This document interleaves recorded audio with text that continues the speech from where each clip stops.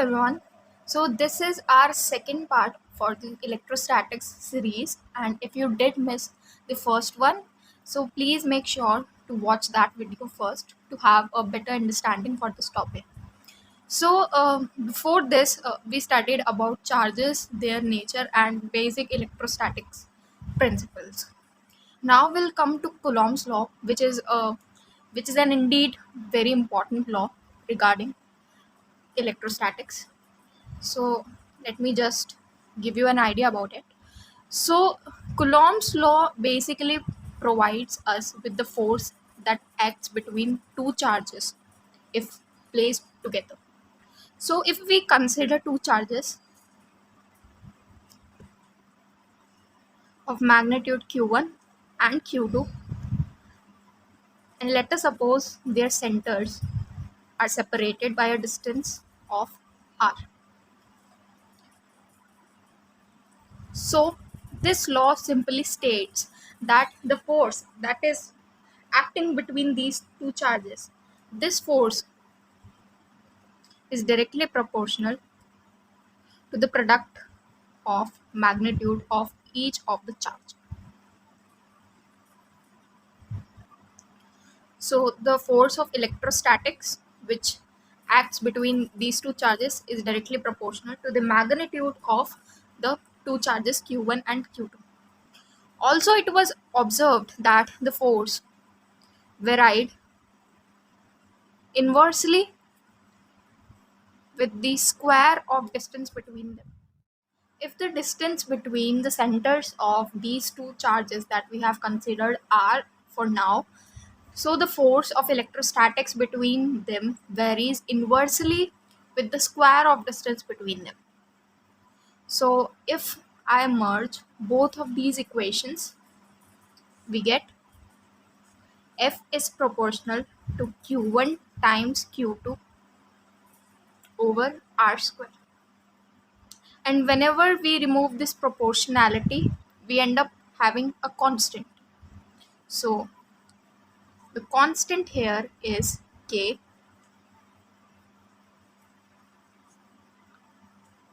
This is our Coulomb's law for electrostatics. So what does it say? The force of the electrostatic force between two charges is nothing but the magnitude of both of them over the square of distance between them times a constant k. Now let us discuss what exactly this k is. So this k, as I said, is a proportionality constant. So this k is basically written as k equals 1 over 4 pi epsilon 0.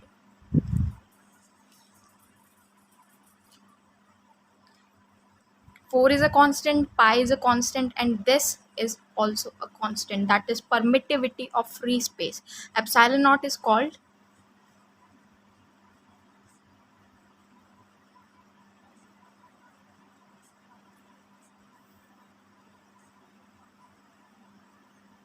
and it does have a fixed value, that is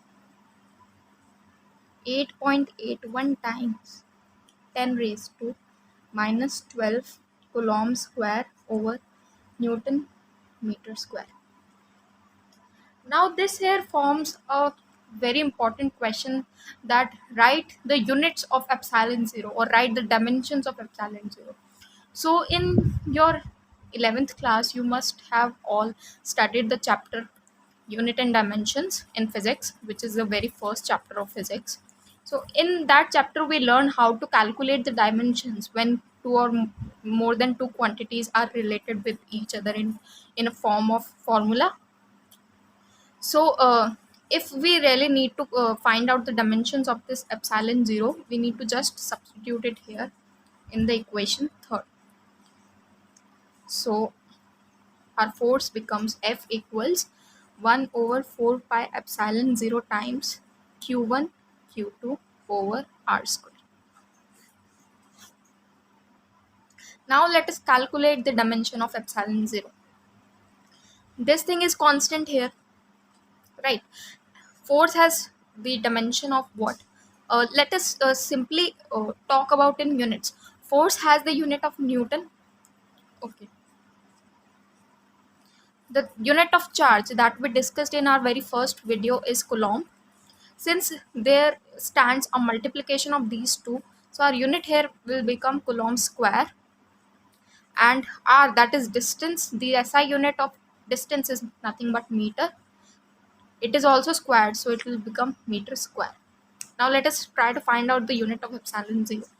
So if we try to cross multiply both of these sides, we'll end up having the unit of epsilon 0 as Coulomb square over meter square, and this Newton will go in denominator, that is Newton.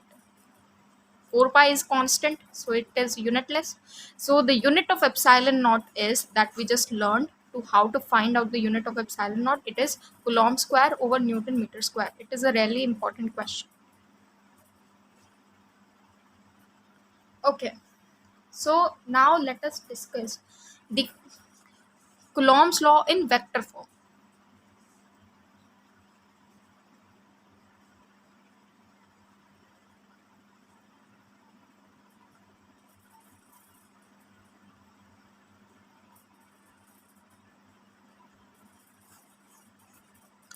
Since you all are very well, I hope you all are very well acquainted with the term vector. It is a something which has both magnitude and direction. For example, for example, velocity. Velocity is a vector quantity. Speed is a scalar quantity. Also, force is vector. Energy is scalar because we don't really define any direction to it. So I hope you all have this basic idea of scalars and vectors. Now let us discuss Coulomb's law in vector form. So if we consider two charges, that is Q1, Q2, again the distance from the center of these two is R. We have studied that F equals K times Q1, Q2 over R square. Now we all know that F is a vector quantity. This arrow here denotes that your quantity is vector. Charge is scalar, right? So in our formula, which thing exactly is vector? This R. That is the displacement, I would say. Displacement is a vector quantity, but distance is a scalar quantity. And why are we taking here displacement? Because we choose the shortest distance between these two. We don't consider this or some other random path. We are saying the shortest distance between these 2 points is R, and that counts as displacement. So our quantity R is not scalar but vector. And since it is a vector, it sure does have some direction. So it depends upon us that we are taking R from 1 to 2 or 2 to 1. It can go both way, right? Think about it. If I'm saying that the displacement happened from 1 to 2, so our sense of direction would be this, from 1 to 2. And if I'm saying no, the displacement happened like this, from 2 to 1, so our arrow just flips around. This is 2, 1. Although both of them are same when we are considering the magnitude, but there's a change of direction. And since force here is a vector quantity, direction also matters here. So we should also denote this R in form of vectors. So I'll write F equals K Q1 Q2 over magnitude of vector, square of magnitude of vector R.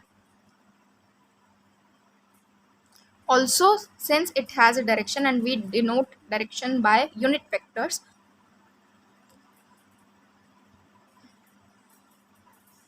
this R cap here is unit vector. And let me be more specific here, I'll say force 1 2 equals r12. I'm taking this as my priority. So vector r12 and unit vector r12. Take a moment and read about it. Now let us move ahead to another very important principle, that is principle of superposition.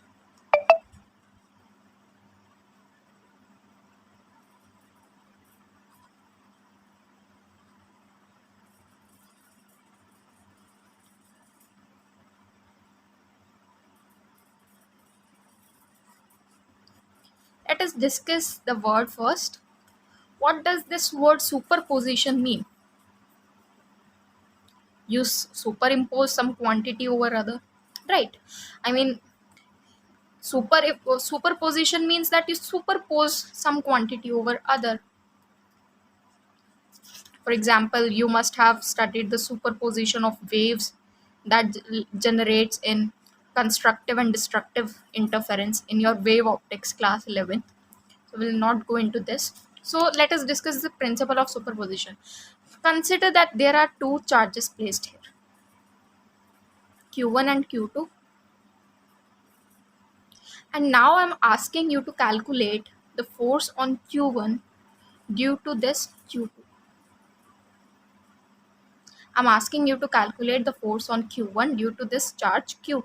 So you'll say, okay, I have just now read about the Coulomb's law. It is very easy for me to write that force on 1 due to 2 will be K times Q1 Q2, that is magnitude of both the charges over distance between them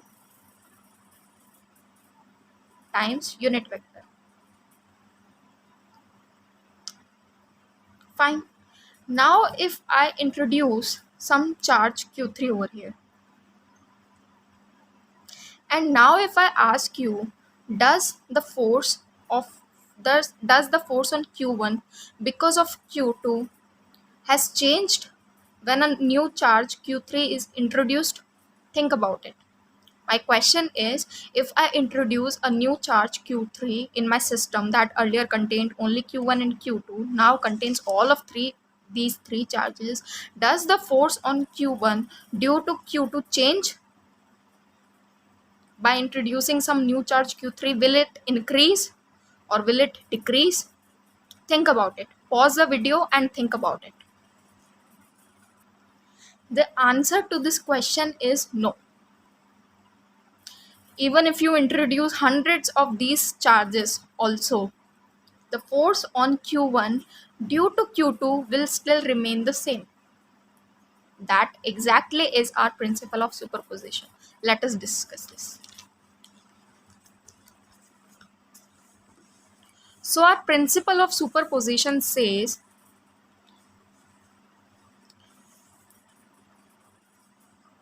the force between two charges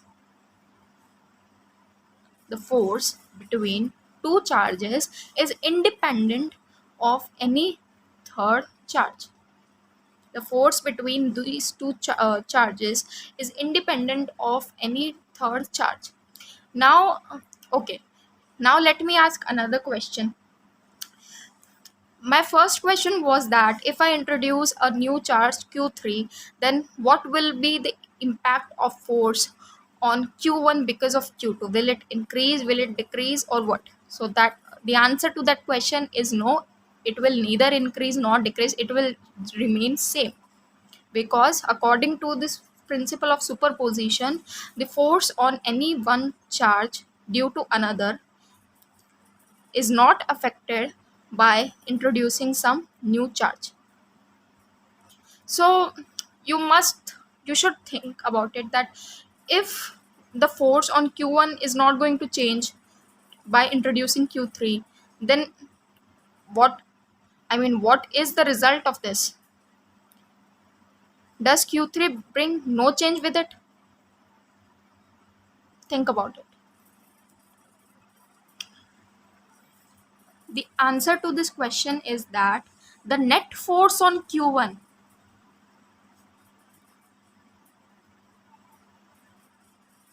might have changed.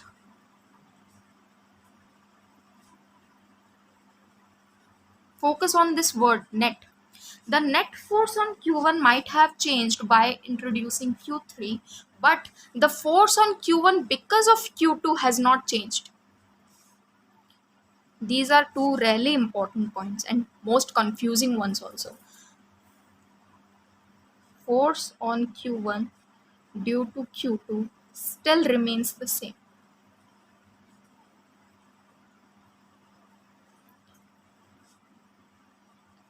Again, if I introduce a third charge Q3, then the net force on Q1 due to Q2 might have changed, but the force on uh, the force on Q1 because of Q2 is still the same. This Q3 does not change this. I really want you all to understand these 2 points because they are very important and they later confuse us in numericals in your JEE preparation. So it is better to remove all the confusion here. The net force on Q1 might have changed by introducing Q3. This net word is important, but the force on Q1 due to Q2 still remains the same. And if I were to write the total force on Q1, F net or F total on Q1, that is nothing but the force due to Q2,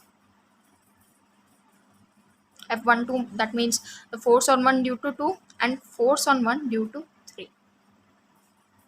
You can see from this equation also. Earlier, when this Q3 was not introduced, we were left with only two charges, that is Q1 and Q2. And F net here was nothing but F12.